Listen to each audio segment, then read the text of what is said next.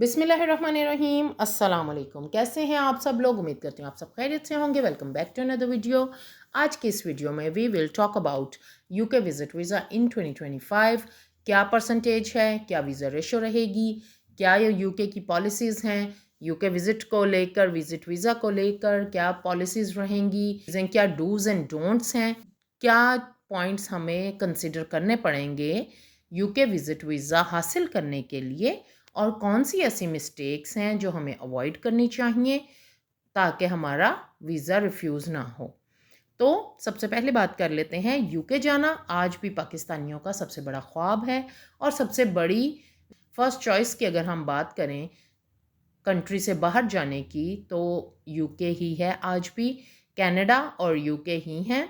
तो पाकिस्तानियों ने हमेशा ही बहुत ज़्यादा यूके गए हैं, बहुत ज़्यादा तादाद में मौजूद भी हैं और स्टिल जा रहे हैं और जाते रहेंगे।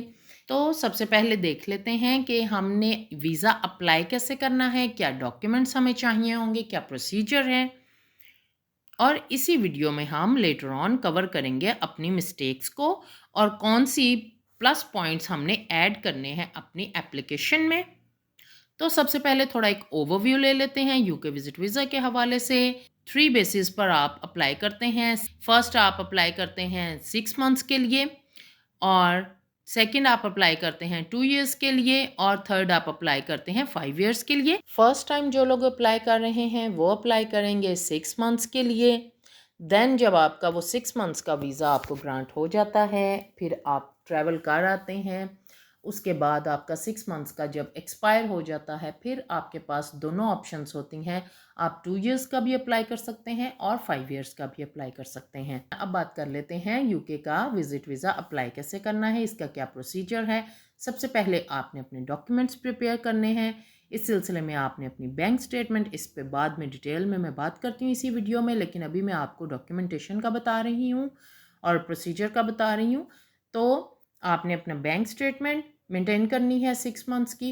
अगर आप एम्प्लॉयड हैं तो आपका एनओसी लीव लेटर और आपका FRC, MRC, travel plan, hotel booking और आपकी फ़्लाइट रिजर्वेशन, आपकी ट्रैवल हिस्ट्री, आपका पासपोर्ट, और ये तमाम डॉक्यूमेंट्स आपने अपलोड करने हैं along with your application. UK visa application form कैसे फिल करना है, ऑनलाइन आपने फिल करना है और आपने इसकी फ़ी पे करनी है ऑनलाइन ही। फॉर्म फिल करने के बाद मेरे चैनल पर डिटेल में वीडियो मौजूद है कि आपने फॉर्म कैसे फिल करना है। आप उसको देखकर स्टेप बाय स्टेप खुद से भी फिल कर सकते हैं आप, और आप किसी कंसल्टेंट के थ्रू भी कर सकते हैं। लेकिन अगर आप अपनी वीज़ा एप्लीकेशन खुद फिल करें, अगर आप पढ़े लिखे हैं, समझते हैं चीज़ों को, तो आप अगर ये खुद से फिल करते हैं तो आप बहुत सी मिस्टेक से बच भी सकते हैं और आप अपना मनी भी सेव कर सकते हैं। अदरवाइज़ आप किसी की सर्विसेज भी हायर कर सकते हैं। देन आपने अपने डॉक्यूमेंट्स अपलोड करने हैं। डॉक्यूमेंट्स अपलोड करने के बाद फिर आपने वीएफएस की अपॉइंटमेंट बुक करनी है और at the day of appointment आपने बायोमेट्रिक्स के लिए जाना है। अब बात कर लेते हैं कि क्या प्रोसेसिंग टाइम चल रहा है। तो 15 से 30 दिन to within 15 to 30 days आपका डिसीजन आ जाता है। यूके जाना विजिट वीज़ा पर स्टिल वर्थ इट है। यूके का वीज़ा एक बहुत बड़ा वीज़ा समझा जाता है आपकी ट्रैवल हिस्ट्री के लिए, और प्लस वैसे भी ये एक बहुत बड़ी अपॉर्चुनिटी है टू विज़िट यूके, और आप वहाँ जाकर अपने फर्दर फ्यूचर प्लान्स के लिए भी आप सारी वहाँ पर रिसर्च और फिजिबिलिटीज़ बना सकते हैं जाके।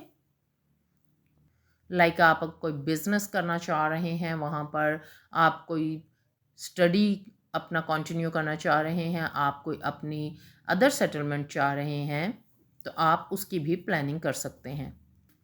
अब बात करते हैं बैंक स्टेटमेंट पर, जो कि बहुत ही ज़्यादा इम्पॉर्टेंट डॉक्यूमेंट है और जिसकी बेस पर आपका वीज़ा रिफ्यूज़ भी हो जाता है और अप्रूव भी हो जाता है।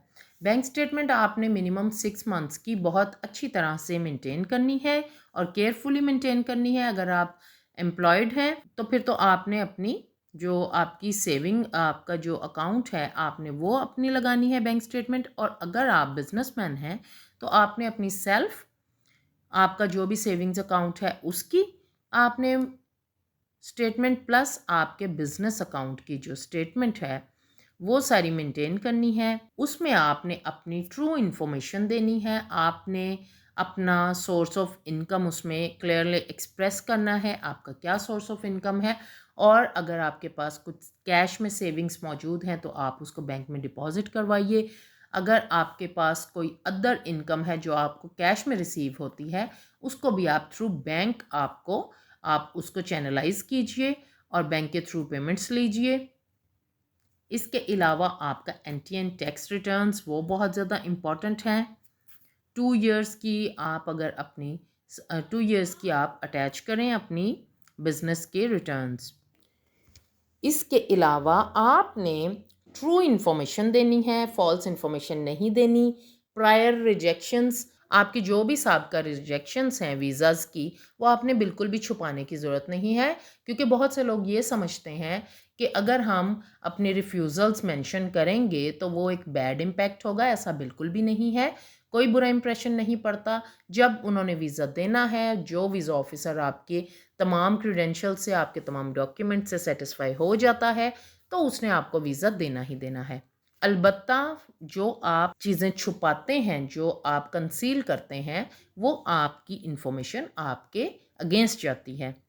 इसके अलावा आपने अपना जो ट्रैवल प्लान है वो थोड़े दिनों के लिए रखना है। आपने शॉर्ट ट्रैवल प्लान बनाना है with in 7 to 10 days. Enough होते हैं 7 to 10 डेज़। इंटरनेशनल ट्रैवल के हवाले से अगर देखा जाए 5 to 7 डेज़ ये बहुत रीज़नेबल ये होता है। अगर आप दुबई जाएं, आप टर्की जा रहे हैं, 5 to 7 डेज़ का आपका इनफ होता है ट्रैवल प्लान। उसमें आप मेन जो हैं तमाम मेन प्लेसेस आप जो होती हैं हाइलाइट्स ऑफ अ कंट्री, वो सारी आप कवर कर लेते हैं। तो 1 वीक का बहुत ही रीज़नेबल टाइम पीरियड है। बहुत ज़्यादा लंबे लंबे ट्रैवल प्लान्स को अवॉइड कीजिए, बिकॉज़ उससे आपका फिर वो फंड्स भी देखते हैं, आपके बैंक स्टेटमेंट भी उस हिसाब से होनी चाहिए, और वो सस्पिशियस भी हो जाते हैं कि why you want to stay for long in their country. आपको एक और जो टिप मैं आपको दूंगी वो ये कि आपने जब भी अपना वीज़ा एप्लीकेशन फॉर्म फिल करना है, आपने उसका एक पीडीएफ अपने पास सेव करना है।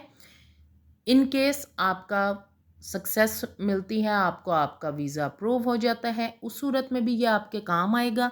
आपने फिर 6 मंथ्स का आपको ग्रांट हो जाएगा, फिर आपने 2 साल या आपने 5 साल के लिए नेक्स्ट टाइम अप्लाई करना होगा, तो आपके लिए बहुत ज़्यादा हेल्पफुल साबित होगा। आपने इसी इंफॉर्मेशन को दोबारा से उसमें पुट इन करना है अपने एप्लीकेशन फॉर्म में, ताकि आपका साहब का बयान, चूँकि मैं वकील हूँ तो मैं ऐसे ही बात करूँगी, आपका जो आपकी प्रायर स्टेटमेंट और आपकी जो रीसेंट स्टेटमेंट वो आपस में मैच करें, आपके बयानात में तज़ाद नहीं होना चाहिए।